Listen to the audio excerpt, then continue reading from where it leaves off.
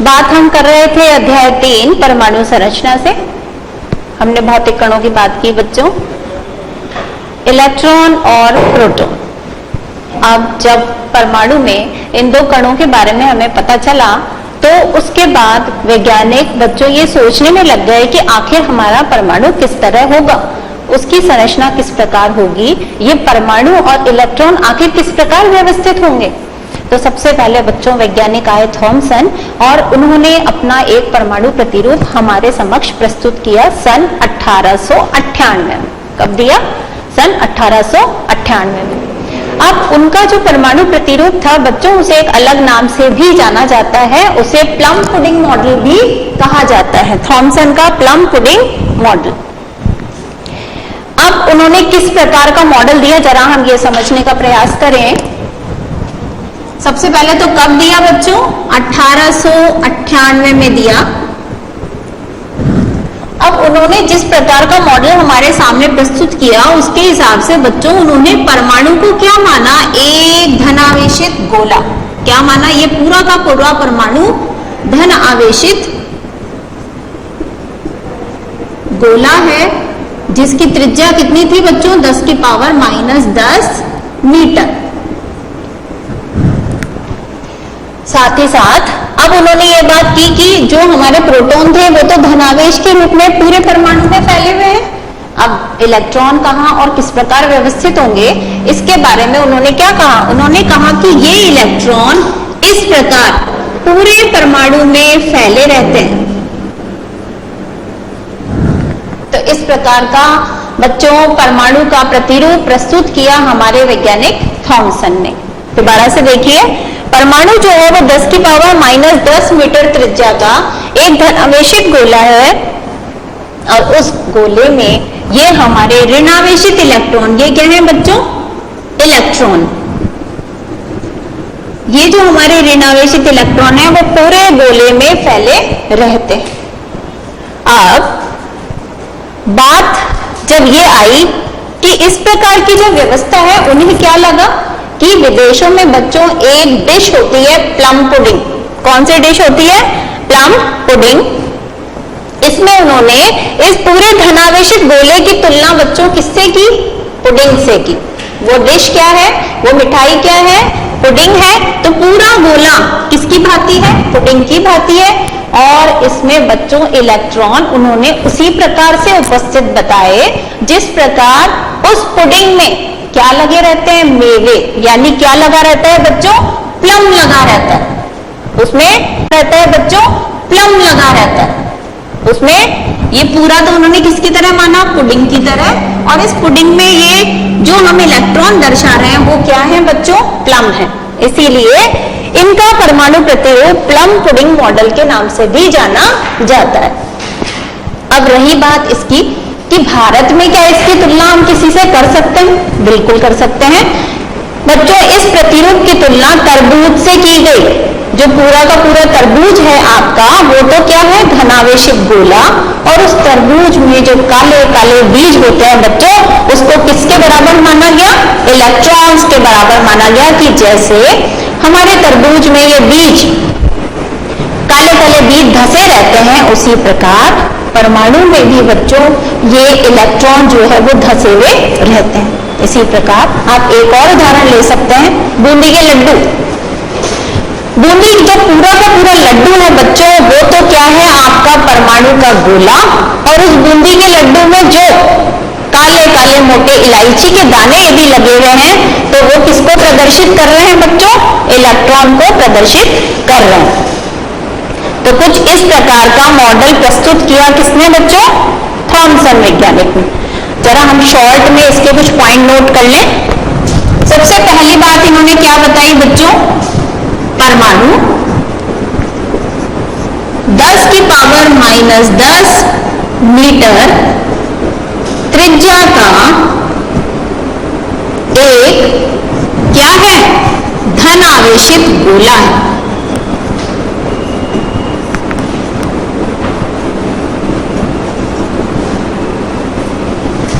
और दूसरी बात इन्होंने क्या बताई? इसमें ऋण आवेशित इलेक्ट्रॉन, इलेक्ट्रॉन पर किस प्रकार का आवेश था, हम पहले बात कर चुके हैं, ऋण आवेश।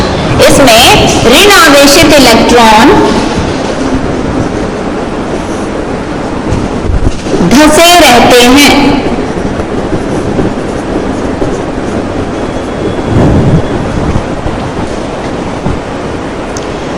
तो समझ में आया आपको थॉमसन का परमाणु प्रतिरूप या प्लम पुडिंग मॉडल 1898 में प्रस्तुत किया गया। उसके अनुसार परमाणु 10 की पावर -10 मीटर त्रिज्या का एक धन आवेशित गोला है और उस गोले में बच्चों ऋण आवेशित इलेक्ट्रॉन पूरी तरह से धंसे हुए रहते हैं।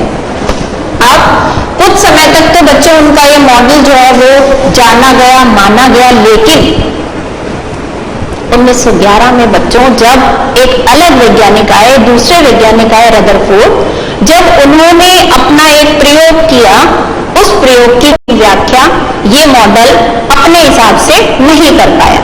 ये मॉडल उस समय क्या हो गया बच्चों, फेल हो गया। तो इस मॉडल की सबसे बड़ी कमी क्या रही, क्यों ये असफल हुआ, ये भी हमें जरूर पता होना चाहिए, क्योंकि बच्चों जब भी आपसे परीक्षा में किसी भी परमाणु प्रतिरूप का प्रश्न पूछा जाता है तो उसके बारे में पूछा जाएगा और उस मॉडल की कमी क्या रही, ये दोनों बातें हमें पता होनी चाहिए। तो हम बात करेंगे अब इस मॉडल की कमी की। क्या कमी रही वो देखिए। रदरफोर्ड के अल्फा कण प्रकीर्णन प्रयोग, कौन सा प्रयोग किया बच्चों उन्होंने, अल्फा कण प्रकीर्णन प्रयोग की व्याख्या यह नहीं कर सका। रदरफोर्ड के अल्फा कण प्रकीर्णन प्रयोग की व्याख्या यह नहीं कर सका, क्योंकि वैज्ञानिक बच्चों रुकते नहीं है। ये बात हम पहले भी करते आए हैं। जब थॉमसन ने अपना परमाणु प्रतिरूप दे दिया, उसके बाद इतिश्री नहीं हो गई कि हम यहीं रुक जाएं। वैज्ञानिक निरंतर प्रयोग करते रहते हैं, आगे से आगे काम करते रहते हैं। तो इस प्रकार बच्चों जो थॉमसन का परमाणु प्रतिरूप या प्लम पुडिंग मॉडल था बच्चों, वो क्या हो गया, असफल हो गया। तो अब जब हम इसकी बात कर रहे हैं जिसके कारण ये मॉडल ही असफल हो गया, तो हमारा अगला काम क्या होना चाहिए बच्चों, कि हम इस प्रयोग को तो पढ़ें। इस वैज्ञानिक ने आखिर ऐसा क्या काम किया जो हमारे इस मॉडल को उसने फेल कर दिया। आप ये नोट कर लें। इसके बाद हम बात करेंगे बच्चों अगले मॉडल की, रदरफोर्ड का अल्फा कण प्रकीर्णन प्रयोग। लिख लें आप।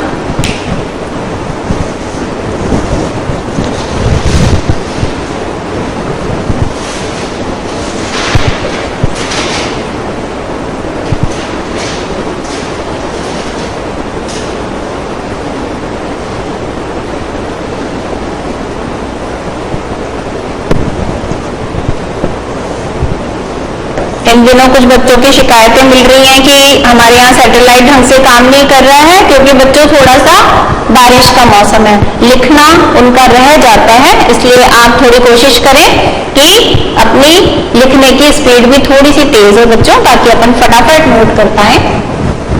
और एक दूसरे से भी ले लिया करिए, हो सकता है आपने धीमे लिखा हो, दूसरे आपके साथी ने उतार लिया हो उसको, तो आप उससे भी अपना बचा हुआ पोर्शन पूरा कर सकते हैं।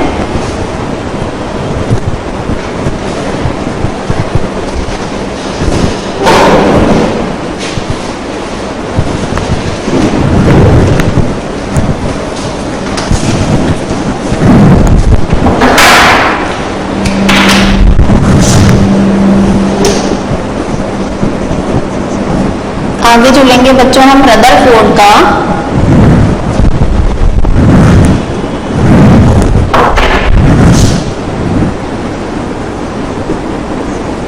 अल्फा कण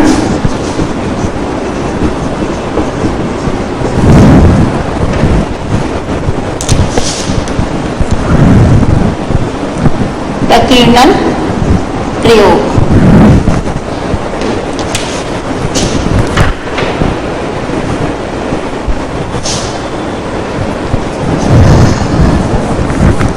दिया गया ये?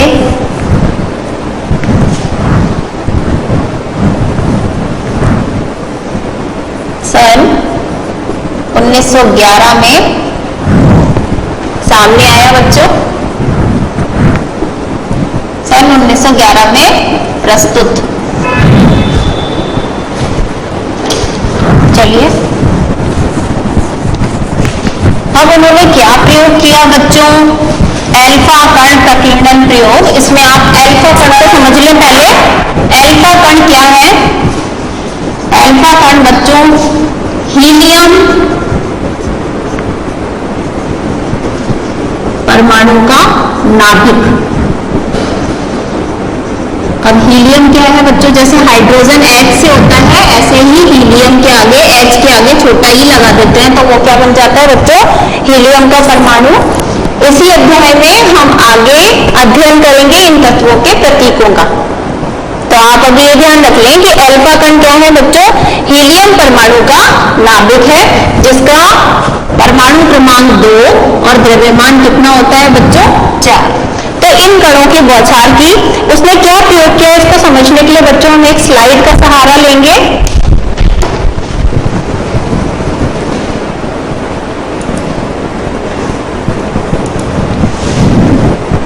ये हमारा परमाणु संरचना का पार्ट 3, रदरफोर्ड का प्रकीर्णन प्रयोग। आप देखिए बच्चों, कुछ इस प्रकार का था।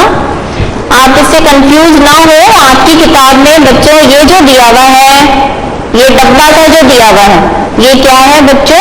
अल्फा कण छोड़ने वाला एक स्रोत। इससे अल्फा कण बाहर निकलेंगे। अब आपकी किताब में क्या है बच्चों? इस गोल वाले हिस्से को सीधी तरफ बनाया हुआ है और इस हिस्से को उन्होंने बाईं तरफ बनाया हुआ है। चित्र वही का वही है। आप बात को समझने का प्रयास करें।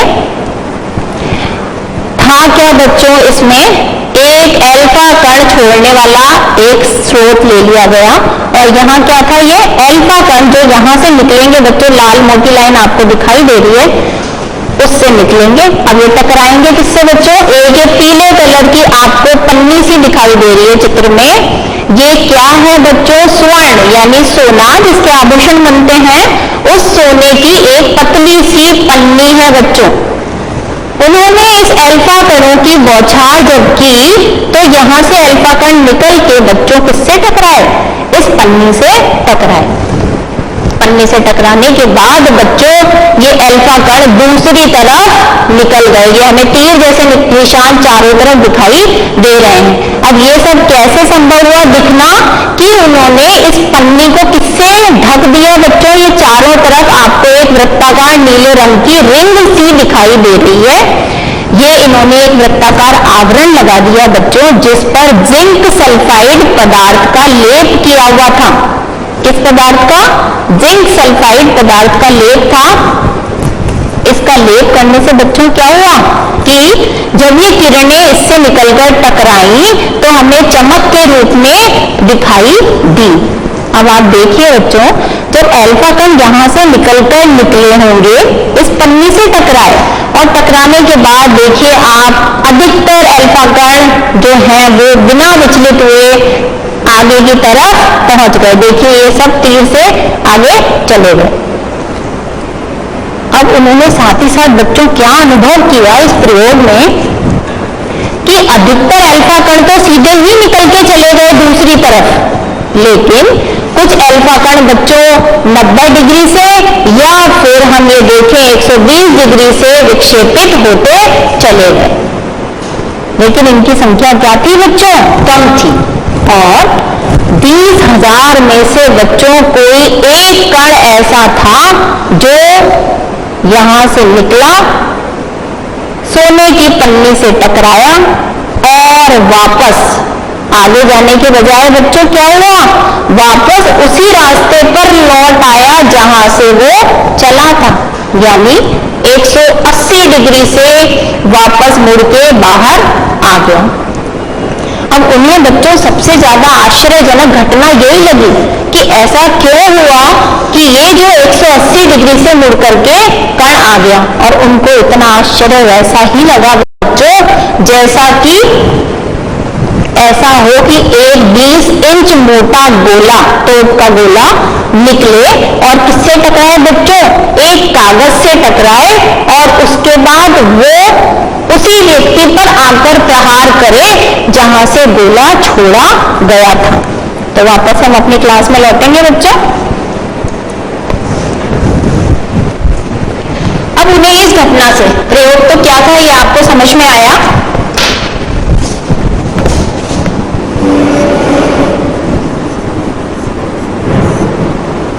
क्या किया बच्चों प्रयोग में?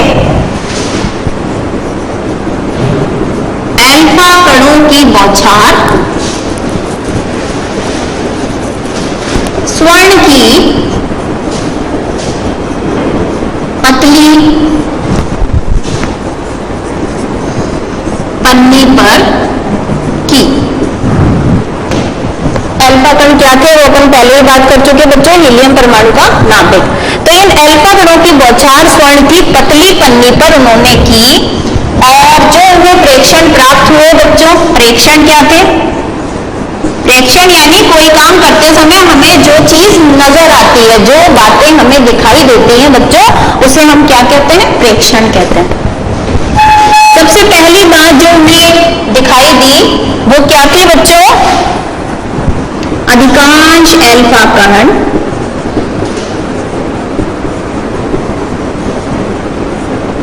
सीधे निकल गए। टकराने के बाद क्या हुआ बच्चों? वो सीधे निकल गए। दूसरी बात क्या दिखाई दी? कुछ कण 90 तथा 120 डिग्री से विचलित हुए। और तीसरी बात, 20,000 में से एक कण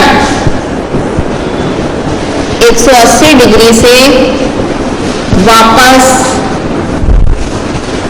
लौट आया। आप ये नोट कर लें। उसके बाद हम अपनी छोटे ब्रेक का समय हो गया।